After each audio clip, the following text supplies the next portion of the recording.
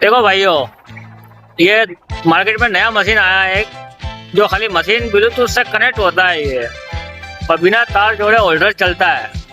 आप देख सकते हो, अभी बताते हैं हम आपको। अभी मिस्त्री वेल्डिंग करके बताएगा आपको, देखना आप। देखो भाई साहब, इसमें कोई तार नहीं है, देख सकते हो आप, तार नहीं है इसके अंदर। ये उस मशीन से कनेक्ट है ब्लूटूथ से। यहाँ पे एक स्विच है, उसको ऑन कर देते हैं, देख सकते हो आप, खाली है। अभी ये वेल्डिंग करके बताएगा आप।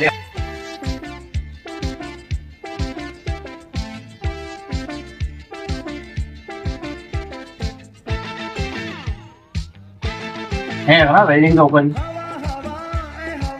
देख सकते हो आप, बिना तार का वेल्डिंग कर चुके हैं हम।